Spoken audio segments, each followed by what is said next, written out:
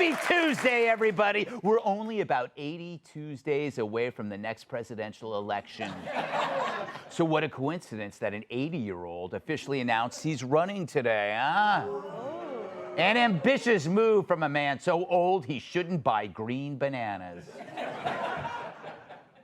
Still, Joe Biden made his formal announcement, and you could tell it was formal because his Depends had a cummerbund. Oh my God. But I wonder, is personal freedom fundamental to who we are as Americans, and there's nothing more important? Personal freedom is fundamental to who we are as Americans. There's nothing more important, nothing more sacred. That's been the work of my first term, to fight for our democracy. This shouldn't be a red or blue issue. All right, fine, but you know, around the country, aren't MAGA extremists lining up to take on those bedrock freedoms? But you know, around the country, MAGA extremists are lining up to take on those bedrock freedoms, cutting Social Security that you paid for your entire life while cutting taxes for the very wealthy, dictating what health care decisions women can make, banning books, and telling people who they can love, all while making it more difficult for you to be able to vote. Ugh, I call that poppycock, but that's what Hunter calls his penis.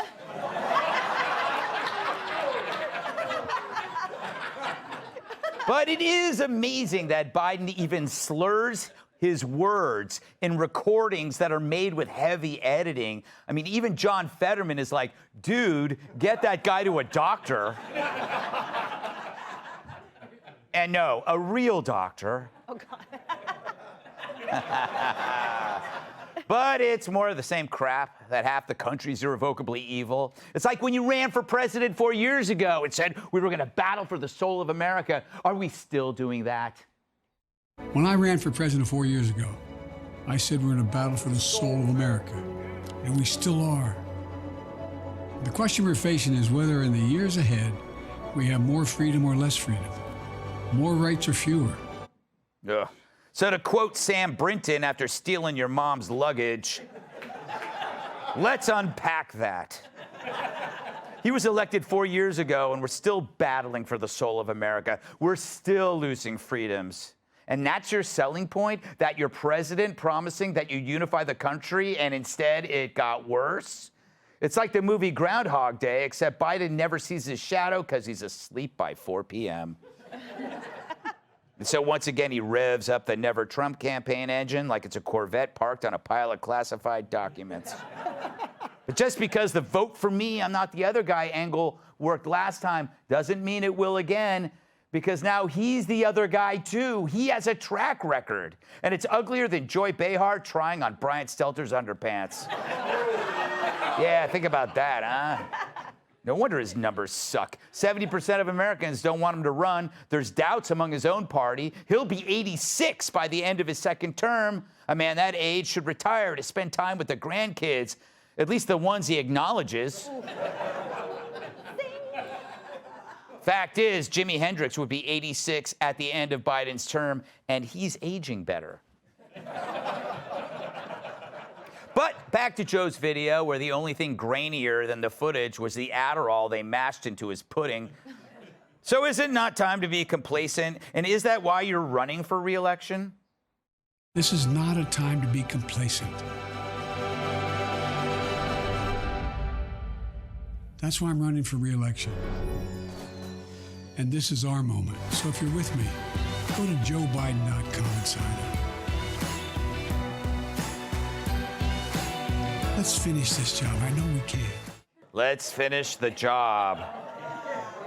That's usually what a villain says before they kill the family.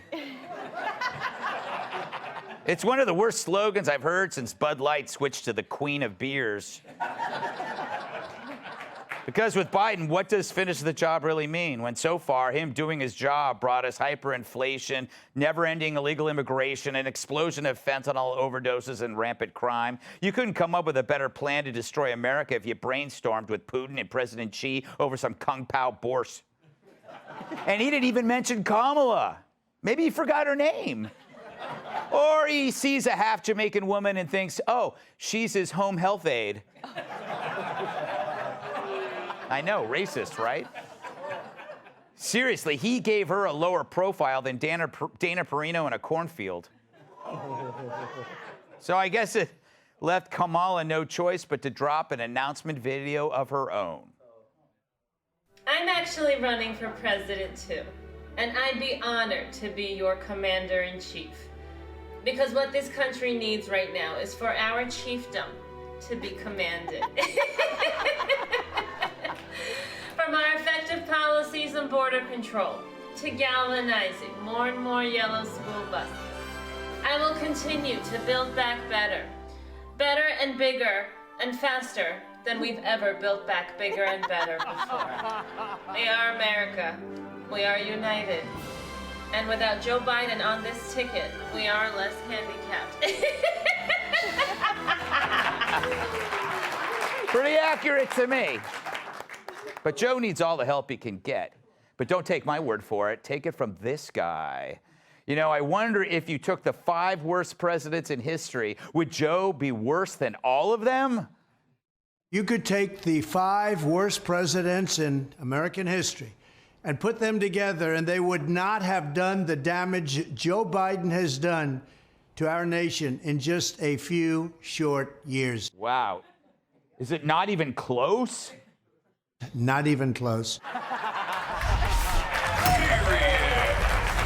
Let's welcome tonight's guests. His greatest contribution to mankind, getting Don Lemon fired. 2024 GOP presidential candidate and author of the new book, Capitalist Punishment, Vivek Ramaswamy. She talks so fast, she uses anti-skid lip gloss. Host of the Fox True Crime podcast, Emily Campagno. He gets startled by unfamiliar noises, like applause. Comedian Joe Mackey. And audiences treat him like family by walking out on him. Actor, writer, and comedian Jamie Lissow. So, Jamie, good to see you. You know, political experts actually say that Joe has a better chance of winning than you getting back with your wife. Wow, that's surprising. What did you make of the video?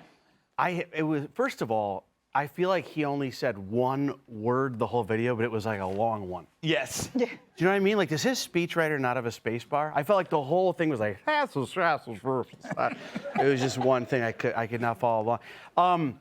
Let's finish the job. If I hear that one more time after sex,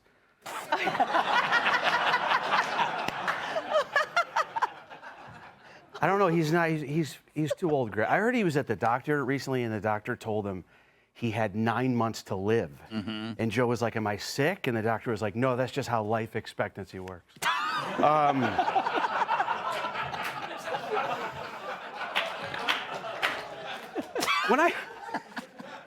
was good. Terrible. When you first hear the story, though, do you not go, like, I think we all want to reach a point in our lives where we rest. Yeah. And spend time with family. Like, he's 80 years old. Like, wouldn't you want to? I was thinking, like, why wouldn't he want to spend time with his kids? Then I was like, oh, Hunter's his kid. Yeah. And he's got a stripper baby grandchild. Yes, that's right. Yeah. Vivek, what did you make of the ad? It's interesting. He seems to make, again, the enemy of the people, the people. It's not about China or fentanyl. It's about half of America. Yeah, well, the thing I made of the ad is it has a farce at the heart of it that Joe Biden's actually running for president. Yeah. Joe Biden's actually not running for president. It just looks like he is. Mm-hmm. It's the managerial class in this country that has put out this little puppet called Joe Biden running for president, and that makes sense of his cognitive deficits, right? That's not a bug to them. That's a feature, because that allows the puppet master to control the puppet. Susan Rice steps down the day before. And so this elder abuse, and I think that's what it looks like to me, elder abuse, it's just a cost of doing business if you're the managerial class. That's how you roll. And the DNC's protecting him, by the way. They're not doing debates. Yeah. They're not going to let anybody challenge the hollowed-out husk of a supposed human being and leader that we have in that White House. And I think a big part of the reason why is it's not even him. It's just like the Wizard of Oz. He's a projection. Yes, he's an empty vessel, Emily, if that's your real name. No mention of Kamala, huh? That was weird. I guess maybe they just didn't have time. I mean, he probably doesn't know who his vice president is. I have to say that the most concerning thing to me about it was I literally asked myself the question when I saw it, is this a repeat? Like, when I saw it on air, are we repeating 2 years ago what his campaign ads were? Right. He has not changed one bit. And for someone that campaigned on being the unifier in chief, for him to show as the extremist on his new campaign ad other elected officials, current serving elected officials, and he was the one that was supposed to unite us. I noticed that the majority of the people in the ad were African American. Remember, he told them when he ran the first time, you're not black if you don't vote for me. And he's still trying to cater to and pander to this narrative that pitches him, apparently, and this elite managerial class against America. What's wrong with the American flag? What's wrong with me standing up for it, standing up for faith? He asks whether or not we want freedoms. Yes, he's taken all of it away. His administration has diminished our rights, our freedoms, our choices. He's bloated our government. He's diminished the value of the dollar. There was zero specificity in that ad because he has accomplished nothing. And you talk about shouldn't he rest? He has been resting. He has done nothing in his 50 years of service. And so I look forward to, once a GOP candidate gets in office in 2 years, to actually doing something and restoring my rights and my freedoms. I should stump for you. Joe, you're used to it. It's a tough act to follow. Oh, man, I can't go after Campagno. I'll tell you what, Greg, when I heard that recording, it sounded to me like something that would be a recording when someone's recording a will. Yeah. Yes. It's like, I don't have much time left. And they brought a phone to this hospital bed and got me to do this on a number of takes. I imagine there were a number of takes to make that recording. And it wasn't even good. But at least when you have multiple takes, he doesn't do that thing, which I saw him do again today, where he starts one sentence and then he pauses in the middle and then finishes a completely different sentence. I love that. It's like a Maroon 5 song where it's pop music at the start and then suddenly rap starts playing, except this time it's destroying America. Yes, exactly. All right. We got to move on. We got a great show. We got some surprises. But if I told you, they wouldn't be surprises. Hey, Sean Hannity here. Hey, click here to subscribe to Fox News YouTube page and catch our hottest interviews and most compelling analysis. You will not get it anywhere else.